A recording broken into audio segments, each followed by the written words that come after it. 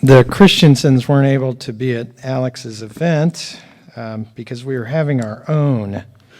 In South Carolina, we were celebrating my parents, John and Nancy's 50th wedding anniversary. So we had a wonderful time. We went to Debbie Do, South Carolina, which is actually a French word, de Bordeaux, which means the boundary land of God, which it is. It's a beautiful place, but the sweet southern folks in South Carolina pronounce it Debbie Do. So that's what it's called. And we went there, we would vacation there when I was a kid growing up. And there's these big houses near the beach and along the marsh. And I have a T-shirt from there. It's Debbie Do on the front. This is an old T-shirt, but it said Marshmallow on the back, and it had a picture of this marsh area. And it does bring you right there. It's low country, South Carolina, beautiful. And so going back now, as now it was there. My parents are grandparents, and we're parents, and then there's kids. Like Noah, I remember being Noah and Mary Reed's age, and swimming in the same pools, same beach. We didn't stay in the exact same. We stayed in a few different houses over the years, but we would see there's that house that we stayed in, and all these memories come back, and it was great to see that blessing upon generations that's promised in the Bible. And so we saw that and celebrated that with my parents, and would spend evenings sitting around and remembering all the stories and celebrating God's blessings over these 50 years for them. And we even went to the carnival in Myrtle Beach with the kids because we were able to do that. And so all the adults reluctantly went along with it. Even my dad, who got a little nauseous after the roller coaster. And it was fun. On the way out, there was a sign on the way out of the carnival. It said, "Brush your teeth 2 times a day." And I thought, that's an aptly placed sign, because most of the crowd, I don't think they were following that. So, a little reminder. And so it was a great time. And my parents aren't here because they're too wiped out. We drove back yesterday. So you can tell them happy 50th, because it's actually the actual date isn't till late July anyway. So, but we wanted to do that this summer, so it was a great experience.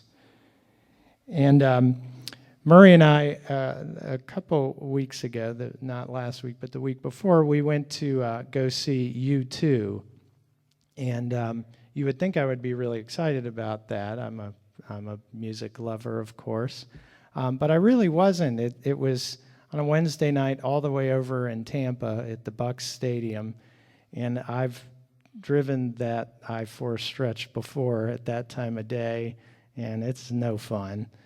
The tickets were expensive.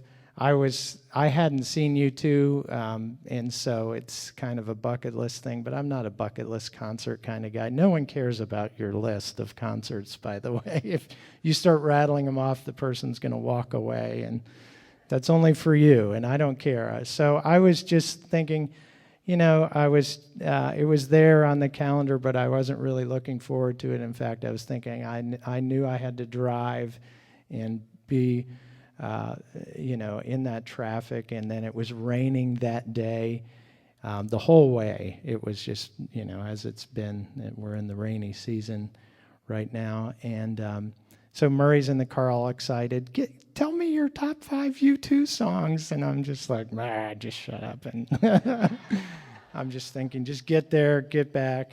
And so, but as we approached, I said, I think it's starting to lighten up. And so we park and get out of the car and walk to the gate, and it's, crowded. It's a full stadium. But the rain stops, and just this huge rainbow, top to bottom, opens up. And then we walk in and we run into some old friends, and things just kind of started to turn. for me. And then the music was great, of course. I hadn't listened to them that much, but it all came right back to me. And I was just extremely impressed with Bono in the way he spoke to the crowd, because he is a believer. There's no question about that. He's an outspoken believer. And basically, he was speaking to us as a Christian nation, and they're touring through the United States, to say, you need to live the way God wants you to live. And he has his own particular emphasis, of course, but that's really what he was. I was witnessing a prophet in action, and he was using his platform, which is they're older now, but they dressed up in the old garb, and they did the Joshua Tree album, which is 30 years old, and they knew they would get the full crowds. And then he wasn't too much, and it wasn't too political, but basically he said the word communion, he said church several times. He was calling us. He's a modern day prophet, fearlessly.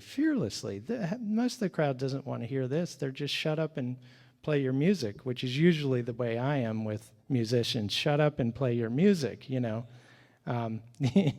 a musician, not a spokesperson. But he's a spokesperson. And he was calling us to live the way God intends us to live, to be just and kind and generous. And I was just blown away with his fearlessness. And then I realized, God wanted me to be there. He wanted me to be inspired by this person and to hear this prophet, this modern day prophet that's filled with the Spirit.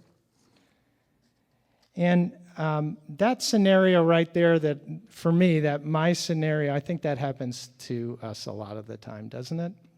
Where we get comfortable and we kind of fail to recognize that God's doing something, and we focus on the negatives, and we're reluctant to go along with something that God wants us to do. And essentially what it is we're blinded by fear. Isn't that it? We're blinded by fear. Fear is the first thing. The first thing that comes into our mind is all the negative things, all the things that we fear are going to happen. And that's what's happened to both of the groups here, the brothers and the disciples. They're blinded by fear, and so they don't recognize Jesus. The brothers are so fearful they don't recognize their own brother Joseph. And the disciples are so full of fear they don't recognize who exactly Jesus is. They're not recognizing it. Both are traveling to foreign lands, which is a fearful thing. The brothers have to go down to Egypt. And for the very first time, Jesus is taking the disciples away from Galilee. They go across the sea to the Decapolis, that's the 10 towns that were Greco-Roman, and it was another culture completely. So it's the first time. So they're traveling away, and they're fearful. The disciples were just frightened by the storm, remember, on the sail over, and Jesus rebuked them, and he gets right to the point. Why are you so afraid? That's the first thing he said to them. Why are you so afraid? Do you still have no faith? And they still didn't recognize who Jesus was. After he calms the storm, they say, this is Mark 4:41, they were terrified. They were full of fear. They were terrified and asked each other, who is this? Who is this guy? Even the wind and waves obey him. Who is this? They're thinking. They're not recognizing who Jesus is because they're so full of fear. They're blinded by fear. And fear is our obstacle to following Jesus, to recognizing who Jesus is, to doing what Jesus wants us to do. It's our obstacle in life, isn't it? Fear. We're so afraid of losing our job, running out of money.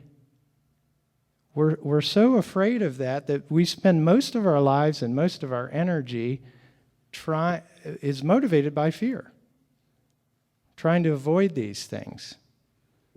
We're doing everything so something doesn't happen to us.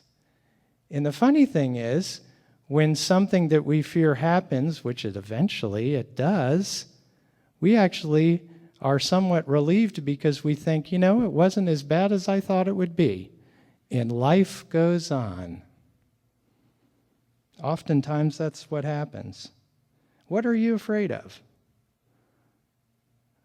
Put it right in the front of your mind. What are you afraid of? What do you have fear? What causes you to have fear? What are you so afraid of? Put it right at the front of your mind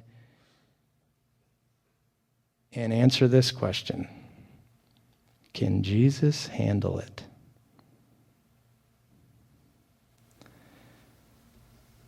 The demons, in contrast to the disciples, they knew exactly who they were dealing with. And this is the brilliance of Mark as a writer, is he's setting up this contrast.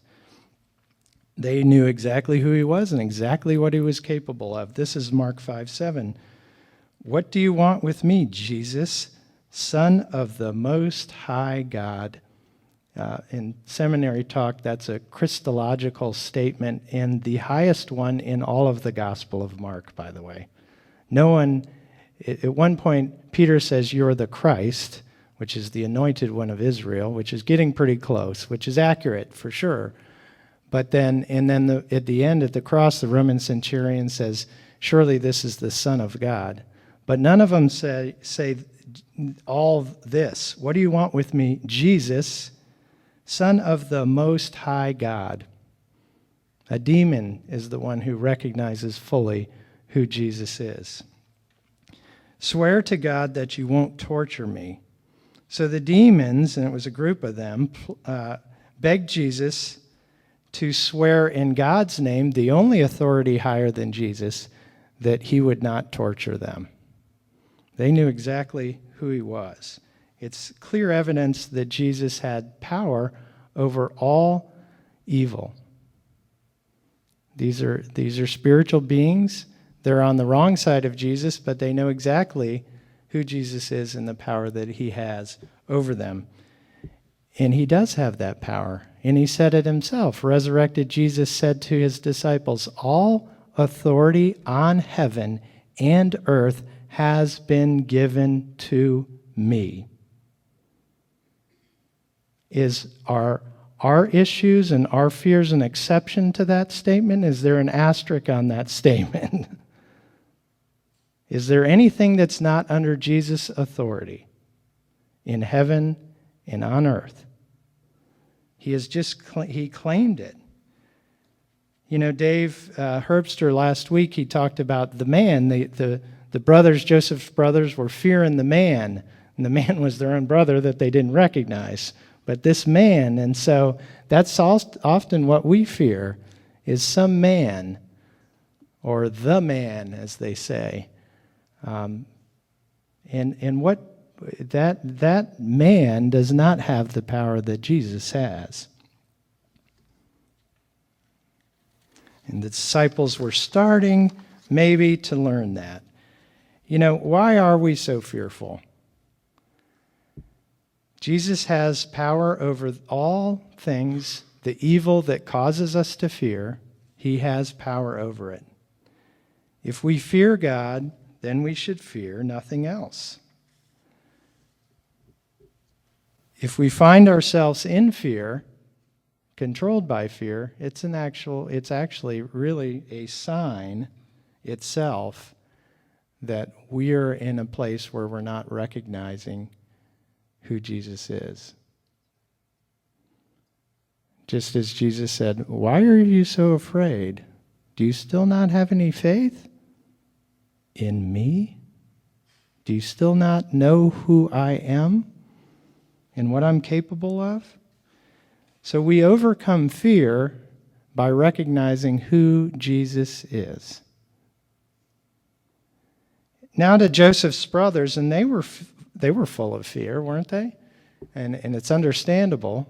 First of all, there was a famine going on, which is what one of the greatest fears of all humanity over the history of humanity is that there would be a famine. Somehow we've reached an era where we're not so fearful of that, are we? But we can equate it to a recession, or an economic collapse of sorts is what we would fear and what we do fear. And it's understandable the brothers were fearful that there was this guy down in Egypt who was clearly messing with them. That man was doing some stuff down there, and they were fearful of him, and he was. And they were also fearful because God had brought to the forefront of their mind and was addressing their sin against their brother. Because they knew when this stuff, as soon as this weird thing started happening, they said, even within earshot of Joseph, this is happening because what we did to our brother. And remember, that had been 20 years, at least. So they had reasons to be fearful, and they were. So basically what they wanted is just to get the grain and get out of there. And maybe take Simeon with them if they could, because he was being held in jail. That's what they wanted. That's not what happened. Do you remember? Then, as was read, then they go there, and Joseph has his steward come to them and take them to Joseph's home. And then they're thinking, and they actually said, he wants to attack us, overpower us, and take us as slaves. So they are in fear. They're in a panic. And then they tell the steward about the silver. They fess up to the steward now. Here's verses 23 and 24. They tell what they're in a panic to the steward, and this is what the steward then replies to them. They go to the steward, we had silver back in our sacks, and this guy's clearly messing with us, and what's going on, and we're innocent. And here's what he says. It's all right, the steward said. Don't be afraid. Your God, the God of your father, has given you treasure in your sacks. I received your silver. Then he brought Simeon out to them. Remember, Simeon was held in prison. The steward took the men into Joseph's house. He gave them water to wash their feet. Sounds familiar, doesn't it? And provided fodder for their donkeys. Essentially, here we have a foreign Egyptian man telling these guys, the sons of Israel, don't be afraid, have faith in your God, because he's being merciful to you. You don't recognize it, do you? Don't be afraid. Have faith. Your God is doing something here. Your God is at work. Your God is good. Sometimes it takes that. Sometimes it takes an Irish rock and roll singer to remind a pastor to be a little bolder and less fearful. They had to have an Egyptian steward tell them, why don't you have a little more faith in your God? Can't you see how merciful he's being to you? And so we overcome fear by recognizing who Jesus is and by experiencing the mercy of God. And you have experienced the mercy of God. God has saved us over and over, has he not? Has God not saved you over and over? Is he all of a sudden going to stop? Is he going to say, no, I'm done saving you? God has provided for you to this very moment. We could put a stone right here and say, as the Ebenezer stone, God, you have supplied, you have provided beyond all I can ask and imagine to this very point in time. Boom. And I'm celebrating it. Do we think he's now going to stop? Is he done providing for us? Are we chickens and he's like, nah, I'm done with those guys. Not going to feed them anymore. I mean, the devil gives us thoughts like this. Really? We think everything's just going to collapse and he's not going to take care of us anymore. We fear that. It drives us. It overcomes us. It blinds us.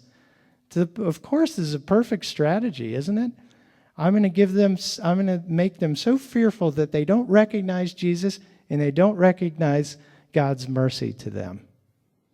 And they'll just live in fear, in depression, darkness, and anxiety. That's where I want them. And we fall for it. Give me a break, guys. These are cheap tricks.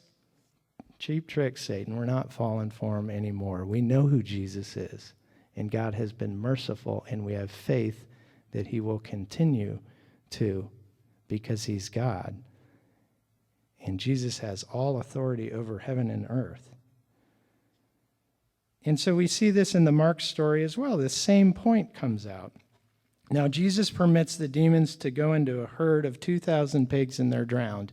And our modern minds immediately go to, why would Jesus harm animals and destroy property?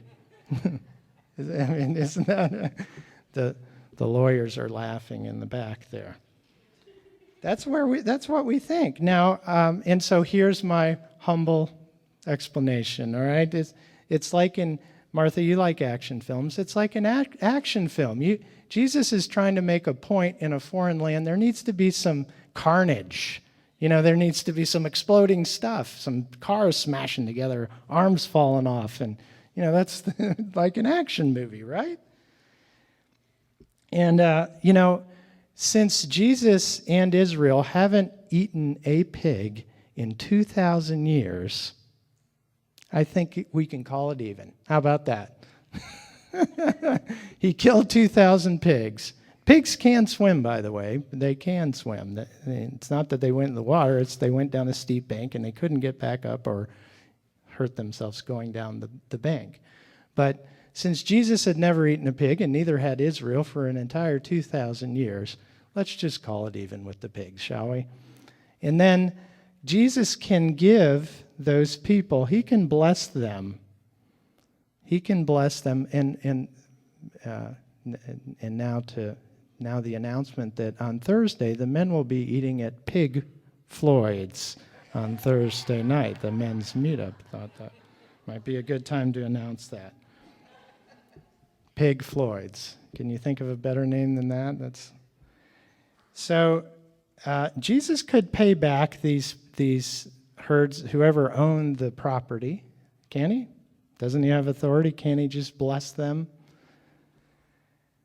It was out of fear that the people from that region heard about this. The herdsmen went back into the closest town, one of the 10 towns. It's not specific, and then they came back and then said, will you leave? Will you leave here, please? Why? They were afraid, weren't they? The one who wasn't afraid was the man who had experienced God's mercy and recognized who Jesus was. And he wasn't afraid. In fact, he said, will you take me with you, Jesus? Can I get in the boat? That's what we all should be saying, shouldn't we? I want to get in the boat with Jesus. Yes, the water's fearful and a storm can come in any time, but as long as Jesus is in that boat, I have faith in him. And so Jesus did pay back that area for their loss. What did he say to the man? No, don't come with me. Go back home and tell everyone how God has been so merciful to you. And so he gave a gift to that area. And this is in complete opposite of what he was doing in Israel when he was telling everybody, shh, don't tell anybody. Your leprosy's gone, but don't tell. And that's got its own reasons. And there's different theories on that. But here he is in a foreign land, and he tells the man who's been healed, go tell everybody. Go home, and you are to be a light to your nation, because God has had mercy on you, and it's obvious to everyone. You have a crazy story about pigs dying and everybody knows about it. You've been bitten by a shark. Go tell your story, will you? God has been merciful to you. And so that's what he said. Go home and tell your story fearlessly. And that's what the man did. And that's what Vanna was doing. That's what God's calling me to do. That's what God's calling us all to do. To live fearlessly. Because we know who Jesus is, don't we? We're singing to the King up here. Do we believe that? Does he have all authority? Or, no, he doesn't quite have authority over the economy or the things that I fear. My boss doesn't fear Jesus, so. No. Does God not have authority over all things? All that we fear. All that can cause what we fear. He has authority. So we need to live fearlessly, knowing who Jesus is, having experienced his mercy. Go home and tell what he's done for you. This is our altar piece, and it's starting to fill up, isn't it? And when Phyllis isn't here, Ted sets it up. Thank you, Ted. And so it's going to be in the back, and what we're going to do is just take a couple minutes. We're promised where two or more gather, there I am. There is Jesus in his presence. So he's here. We've welcomed him here. Spend a couple of quiet moments with him. If he gives you a word, a picture, or something that you want to share and draw on the square the rectangle that's open, please do that. Let's have a couple minutes.